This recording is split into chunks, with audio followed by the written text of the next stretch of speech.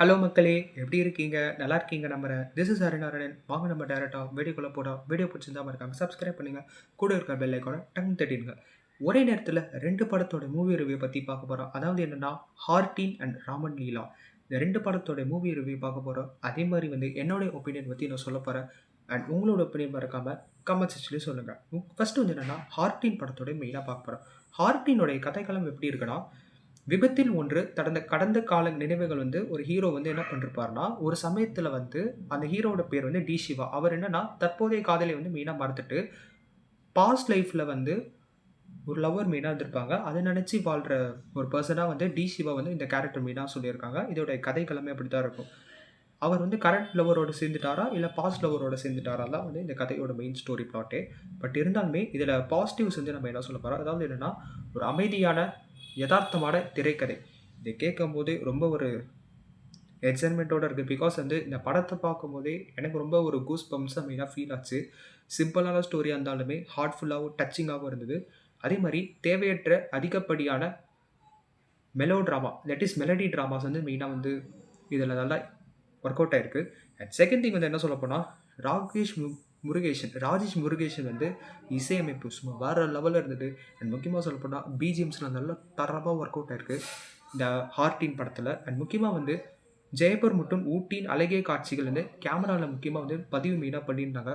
இதெல்லாம் சும்மா வேற லெவல்ல இருந்தது. அந்த விஷுவல்ஸ்லாம் நம்ம பார்க்கும்போதே உண்மையாவே என்ஜாய் பண்ற மாரி இருந்தது. அண்ட் ஃபோர்த் திங் சனத்தனின் முதிர்ச்சியான நடிப்பு, பலருடைய நடிப்பு மெயினா சேர்ந்திருக்கு. குடுத்த ரோல் எல்லாருமே கரெக்ட்டா மெயினா பண்ணியிருந்தாங்க. எல்லாருமே மெச்சூர்டாவும் கரெக்ட்டா நடிச்சிருந்தாங்க. அண்ட் முக்கியமா தாண்டி யாரும் ஓவர் ஆக்டிங் இந்த படத்துல மெயினா பண்ணல. இது ஓப்பனா சொல்லிக்கிறேன். ஃபர்ஸ்ட் கா பாசிட்டிவ்ஸ் மெயினா சொல்லியாச்சு. பட் இருந்தாலுமே நெகட்டிவ்ஸ் பத்தி நம்ம என்ன சொல்லப் போறேன். ஃபர்ஸ்ட் என்னன்னா, பலமுறை பார்த்த பழைய நினைவுகள், அம்னீஷியா கதைகள மெயினா நம்ம பார்க்க ஆரம்பிச்சுட்டோம். சுருக்கமா சொல்லப்போனா இந்த கஜினி படமா இருக்கட்டும், இல்ல கஜினிகாந்த் படமா இருக்கட்டும், இந்த மாரி ஊறப்பட்ட அம்னீஷியா மூவிஸ்லாம் நம்ம திரும்ப திரும்ப பார்த்தனாலே சில ஆடியன்ஸ்க்கு மெயினா போரா மெயினா ஃபீல் ஆச்சு மெயினா சொல்லிக்கலாம். அண்ட் இன்னொன்னு என்னன்னா, 2வது பாதி ஸ்லோவா போன மாரியே எனக்கு மெயினா ஃபீல் ஆச்சு. அண்ட் முக்கியமா சொல்லப்போனா, ஒரு சுவாரஸ்யமே இல்லாத ஒரு கதைக்களமா எனக்கு மெயினா ஃபீல் ஆச்சு. இந்த ஹார்டீன் படம் பார்க்கும்போது. ஸோ அதனால நான் 5க்கு அந்த படத்துக்கு நான் 3 தான் நான் கொடுப்பேன். ஓப்பனா சொல்றேன். அண்ட் அடுத்த படம் நம்ம என்ன பார்க்க போறோம்னா, ராமன் லீலாவோட படத்த பத்தி நம்ம மெயினா பார்க்க போறோம். ராமன் லீலாவோட ஹீரோ ரியோ ராஜ். அவர் சொல்லவே வேண்டாம். இந்த படத்துல நல்லா ஸ்கோர் பண்ணிருக்காரு. ஊந்து ஊந்து மெயினா சிரிச்சேன். தியேட்டர்ல சிரிச்சு சிரிச்சு எனக்கு ஒரு மாரி ஆயிடுச்சு.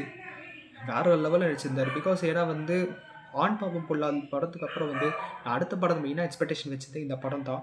பட் இருந்தாலுமே ட்ரெய்லர் பார்த்ததுக்கு அப்புறம் இந்த படத்த மெயினா பார்க்கும்போதே எனக்கு பாசிட்டிவ்ஸ் பத்தி நான் மெயினா சொல்லிடுறேன். ஃபர்ஸ்ட் என்னன்னா, வித்தியாசமான மற்றும் துடிப்பான ஒரு கான்செப்ட்டா இருந்தது. ஏன்னா கரண்ட் ஜென்ரேஷன் கேர்ள்ஸ்ல இந்த மாரி சில கேர்ள்ஸ் இந்த மாரி லவ்லாம் எக்ஸ்பெக்ட் பண்றாங்க. அந்த மாரி சீக்வென்ஸ்லாம் காமிச்சாங்க. அண்ட் முக்கியமா ஹீரோவோட ஆக்டிங்கா இருக்கட்டும், இல்ல ஹீரோயினோட ஆக்டிங்கா இருக்கட்டும், எல்லாருமே நேச்சுரலா மெயினா நடிச்சிருந்தாங்க. ஸோ இது first positive thing. And second என்னன்னா, சில இடங்கள் திருமண காட்சிகள் சீரியஸாவே சிரிப்பு ஏத்துற மாரி தான் இருந்தது. இந்த மேரேஜ் ஈவெண்ட்லாம் சும்மா வேற லெவல்ல சிரிக்க ஏத்துற மாரி மெயினா பண்ணியிருந்தாங்க. ஒரு டிஃப்ரெண்ட் ஜார்னலோட மெயினா இந்த படம் மெயினா கொண்டு போயிருந்தாங்க. சூப்பரப்பா இருந்தது. அண்ட் முக்கியமா ரியோ ராஜ் தான் அந்த படத்துல மெயினாவே ஸ்கோர் பண்ணியிருந்தாரு. சீரியஸ்லி சொல்லப்போனா அந்த மனுஷனோட ஆக்டிங் நாளுக்கு நாள் வேற லெவல்ல போயிட்டே இருக்கு. பிகாஸ் ஏன்னா அவர் சரவணன் மீனாட்சி சீரியல்லேருந்து இப்போ கரண்ட்டா நடிச்ச இந்த ராமன் லீலா படம் வரைக்கும் நான் ஒவ்வொரு படமா நான் மெயினா பார்த்தேன். பார்த்ததுலேருந்தே நான் ரொம்ப ஒரு என்ஜாய் பண்ணி நான் மெயினா பார்த்தேன். சீரியஸ்லி அவரோட ஆக்டிங் வழக்கம் போல டாப் நாட்ச்.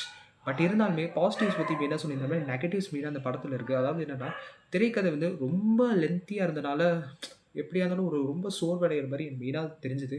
இன்னும் சுருக்கமா சொல்லப்போனா, எப்படா முடியும்னு அந்த அளவுக்கு நெறைய பேர் ஃபீல் பண்ணாங்க. நான் தியேட்டர்ல பார்க்கும்போது அதான் ரியாலிட்டி. அண்ட் செகண்ட் திங் என்னன்னா, கற்பனை காட்சிகள் மெயினா கையாள்றது என்னமோ தடுமாறிட்டாரோ எனக்கு மெயினா டைரக்டர் மெயினா பார்க்கும்போது எனக்கு மெயினா ஃபீல் ஆச்சு. அதே மாரி பல சீன்ஸ் லாஜிக்கே இல்லாம இருந்தது. அதுதான் ரியாலிட்டி இந்த படத்துல. அண்ட் இன்னொரு முக்கியமான விஷயம் என்னன்னா, சில இடங்கள் நகைச்சுவை மற்றும் வசனங்கள் கவராம இது பண்ணுது. லைக் எப்படி சொல்றது? சில வசனங்கள் வொர்க் அவுட் ஆலயே மெயினா ஃபீல் ஆச்சு இந்த படத்துல. ஸோ ஓவரால் படத்துல பார்க்கும்போது நான் 5க்கு 2.9 அதாவது 5க்கு நான் 2.9 தான் நான் குடுப்பேன். ஸோ வீடியோ பிடிச்சிருந்தா மறக்காம சப்ஸ்கிரைப் பண்ணுங்க. கூட இருக்க பெல் ஐகான் டங் தட்டிடுங்க. ஸோ நன்றி, வணக்கம்.